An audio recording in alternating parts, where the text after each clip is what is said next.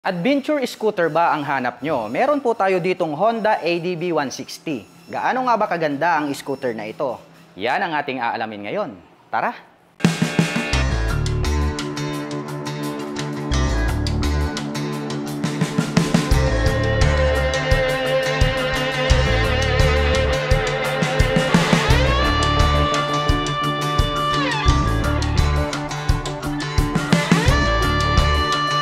Napakamaskulado talaga at napakaganda ng pagkakadisenyo nitong kanilang Honda ADB 160. At talagang habang aking tinititigan ngayon dito sa aking harapan ay talagang naa-attract ako. Dahil dito pa lang sa kanyang daytime running light, ayan napakaganda parang sword yung kanyang pagkakadisenyo.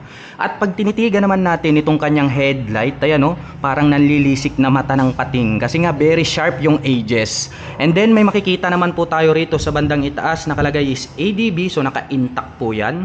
At dito po may nakalagay rin po rito na HSTC, also known as Honda Selectable Torque Control. So yan ang kagandahan ng scooter na to mga ka-LM. Pagdating naman po dun sa mga curve and then dun sa mga madudulas na daanan, ang Honda Selectable Torque Control ay isang malaking bagay. Dahil once po na na-detect nitong ating sensor na magi-skid po itong ating mga gulong dito sa likuran, ay agad po nitong pagpapantayin ang ikot hanggang dito sa harapan, para po maiwasan natin na ma-skid or mag-slide itong ating scooter. Kaya talagang napakagandang features ng Honda Selectable Torque Control. Well, dito naman sa gitna, very attractive itong kanyang visor. At ang kagandahan nito mga ka-LM, adjustable yan. Ayan So pwede natin yang ibaba or itaas, depende po sa ating riding preparation. At dito naman po sa itaas, dito naman po yung position ng kanyang turn signals. Well, naka-pop up po yan. And then, LED lights na rin po yung kanyang ginagamit. Well, mapunta naman tayo rito sa kanyang side cover. Yun napakamaskulado talaga. Naka-emboss tong part na to. May deep lines dito, naka-curve, naka-V-shape. The same time, makikita natin dito is nagkaroon po siya ng Honda na 3D emblem. Ayan chrome color naman po siya. Nagkaroon po siya rito ng dual tone color combination, matte red and then matte black. Well, mapunta naman tayo dito sa kanyang front fender. Simple lang yung pagkaka-design, napaka-thick and then metallic black yung kanyang color, kaya napakaganda rin. At may makikita po tayo rito na ABS. So ang kagandahan naman nitong ating adventure scooter, pagdating naman po sa braking system, pagdating po sa mga sudden stop, kapag atin pong pinihit itong ating front brake, ay hindi po maglalak itong ating mga preno dito po sa harapan. So ang kagandahan po niyan, hindi po magi-skid itong ating gulong at hindi po magwawabol itong ating manobela. So ganung paraan ay mapre-prevent po natin na mag-skid or mag-slide or madisgrasya itong ating scooter. Kaya napakaganda ng features na yan, yung ABS. Well, pagdating naman po rito sa kanyang stock na front suspension, ito po ay equipped with traditional telescopic fork. So silver naman po yung kanilang ginamit. Pagdating naman po rito sa kanyang single rotor disc brake, napakaganda rin kasi flower design. Along with 2-pot caliper na Nissin brand. Ayan more reliable yan mga ka-LM. At yung kulay po niya is matte black. Pagdating naman po rito sa kanyang mags, napakaganda rin, naka-Y design and then dark gold color po yung kanyang color. Pagdating naman po sa mga sukat ng gulong, silipin natin, meron po itong 110 by 80-14. At ang kanya naman pong stock tires, ito po yung tinatawag nila na semi-dual purpose pattern tires. So ang kagandahan yan, pwede po nating gamitin itong scooter na to pang on and off-road condition.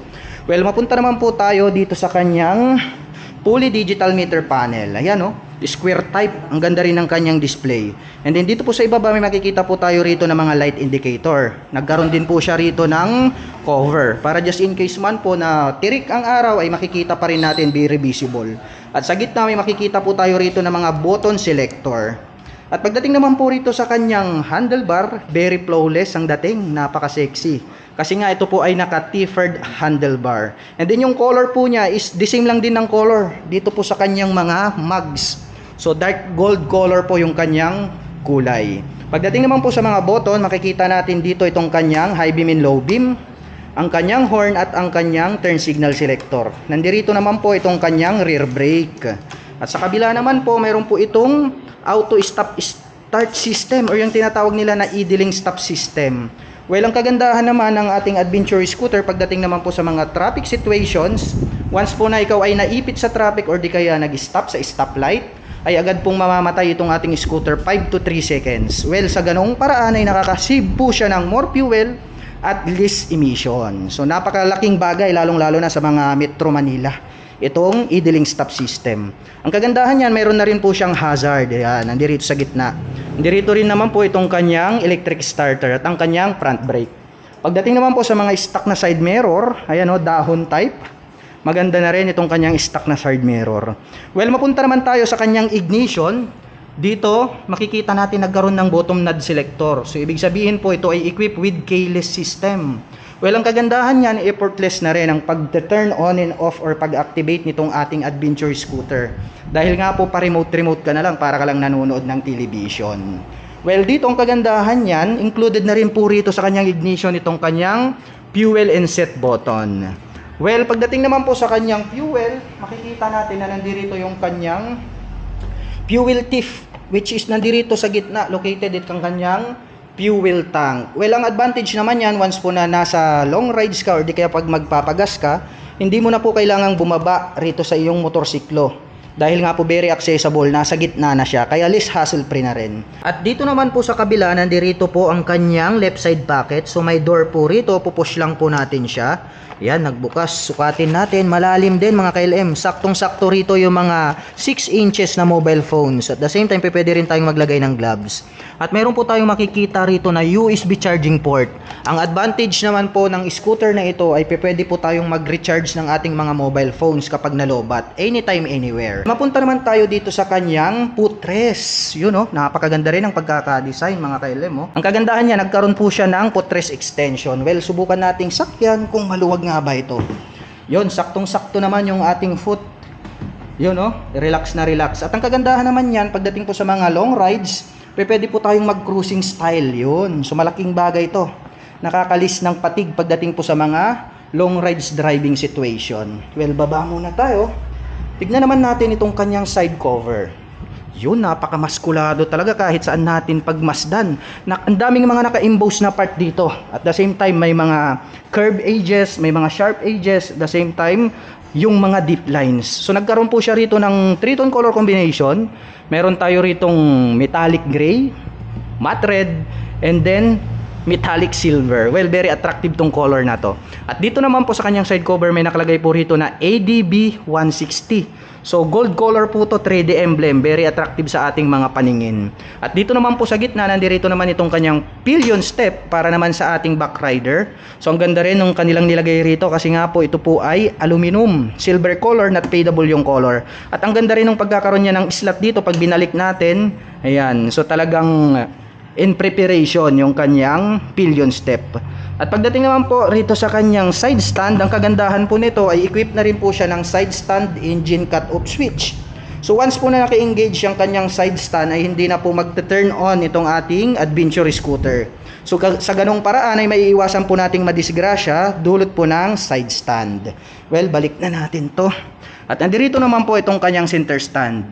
Pagdating naman po sa pagkaka-design nitong kanyang engine, you know, very futuristic, no? Nagkaroon ng 3-tone color combination. So mayroon po tayong Honda rito na makikita naka-intact. So matte black color along with silver color. So napakaganda niyang kanyang engine cover. At nung pagkaka-design naman itong kanyang air filter, yun, no, naka-imbus tong part na to, nagkaroon ng parang hasang dito at nagkaroon ng windlet. At may makikita po tayo rito na ASP Plus or yung Enhanced Smart Power Plus. So ang kagandahan po niyan ay nakakapag-provide po ang kanyang engine ng more power, less fuel at the same time, lesser emission. So talagang napakaganda ng pagkaka-design nitong kanilang engine. Well, mapunta naman tayo rito sa kanyang mga suspension. Ito po ay equipped with dual sub-tank shock absorber. Well, naka-sub-tank to mga KLM, hindi biro to. Bigatin po yung kanilang inilagay rito. So integrated na to. Stock out from Plaza, naka-built-in na po siya. Ang ganda rin nung kulay. Nagkaroon po siya rito ng gold color, silver, and then yung coil spring po is matte black. Well, nakakapagbigay po yan ng napakagandang bouncing performance in any road condition. Pagdating naman po rito sa kanyang likurang gulong, makikita natin na talagang napakakapal. At mayroon po itong sukat na 130/70-13. Well, talagang napakakapal. At kapag makapal po ang inyong gulong sa harap at likod ay nakakapag-provide po ito ng more stability in any riding condition. Well, mapunta naman po tayo dito sa kanyang integrated na grab bar. So metallic black yung color, very sturdy. At the same time, elegant yung looks. At dito naman po sa kanyang taillight, dito sa upper part, may nakalagay po rito na Honda in white color. At silipin naman natin itong kanyang taillight, yun oh, napakaganda. Maskulado yung pagkaka-design. And then nagkaroon po siya rito ng X design, kitang-kita dito sa ating camera. Itong naka-emboss na part na to, pag ating sinilip, ayan, mayroon na po siyang plate light. May added visibility sa gabi, which is added reflector light nandirito sa gitna. And then yung pagkaka-design po ng kanyang turn signals, the same lang din dun sa harap, no, naka-emboss. So ingatan na lang po natin na ito po ay maisagi dun sa mga matitigas na bagay. Dahil pwede po siyang mabali. Well, other than that, ang kagandahan niyan is naka-LED type na po siya. Well, mapunta naman tayo dito sa kanyang braking system. Dito sa likod, ito po ay equipped with single rotor disc brake na flower design. And then along with Nissin Pat caliper na matte black. At mapunta naman po tayo dito sa kanyang stock pipe. Yon, napakaganda mga ka-LM, oh. Parang machine gun. Nagkaroon po siya rito ng handle. And then matte black po itong kanyang cover. And then itong kanyang tip is nananatiling matte black. Pero yung kanyang heat protection guard dito is aluminum chrome color, kaya talagang very attractive yung kanyang pagkaka-design. At nandirito naman po itong kanyang liquid cooling system cover. Well, ang kagandahan po nitong ating adventure scooter ay swak na swak. Talagang nakadesign po siya pang long rides driving. Dahil nga po naka-liquid cooling system, pwede po natin siyang ibabad maghapon magdamag sa mga biyahe. Well, pagdating naman po rito sa kanyang stock na upuan, ang ganda rin nitong kanyang upuan. Ayan, oh, very comfortable. The same time, nagkaroon po tayo dito ng single color. So matte black naman po yan. Yung pagkakatahi, ayan, no, masisabi natin na talagang very durable. Well, bubuksan naman natin to para makita natin kung gaano nga ba kaluwag yung kanyang underseat compartment. Yun, ang luwag. So masasabi ko pagdating sa kanyang underseat compartment, highly recommended itong kanilang ADB kasi nga adventure scooter. Para dun sa mga kababayan natin na mahilig mag-adventure, napakadami yung mga gamit or important belongings na pwedeng ilagay rito sa kanyang underseat compartment. At ang atin pong Honda ADB 160 ay mayroon pong 780mm na seat height. Ngayon naman ay susubukan nating sakyan para malaman natin kung gaano nga ba ito kataas. Anyway, my height is just around 5'6". So makikita naman dyan sa ating camera, halos maglapat naman yung aking foot below the ground. Kaya masasabi ko na talagang very comfortable ito para sa mga tulad ko na 5'6" in height.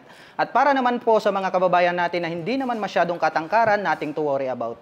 Dahil pwede po kayong mag-adjust ng inyong front or rear suspension. At pagdating naman po sa kanyang engine specifications, ang atin pong Honda ADB ay mayroon pong 157 cubic centimeter engine displacement. Naka single cylinder, single overhead cam, 4-stroke with 4 valve. At nakakapag-provide naman po ito ng maximum power na 11.8 kW at 8,500 RPM. Habang nakakapagbigay naman po ito ng maximum torque na 14.7 Nm at 6,500 RPM. At ang presyo po ng ating Honda ADB 160 ay nagkakahalaga po ng 166,900 pesos. At kung balak mo naman pong kumuha ng hulugan ay kailangan mo lang pong mag-down payment ng 36,800 pesos. At pagdating naman po sa kanyang monthly installment, ito po ay mayroong 7,193 pesos sa loob ng 3 taon. Hello po mga ka-LM! Please support my husband, MRD Vlogs. He's a new vlogger from Pangasinan na ngayon ay nasa Canada. Huwag niyo pong kalimutang suportahan ang aking asawa. Maraming salamat po. At para sa mga kababayan natin naghahanap ng Honda motorcycle, maaari niyo po kaming bisitahin dito sa Honda Trias Shop, Poblacion, Manawag, Pangasinan. At kung motorsiklo ang hanap niyo, kay Guanzon tayo!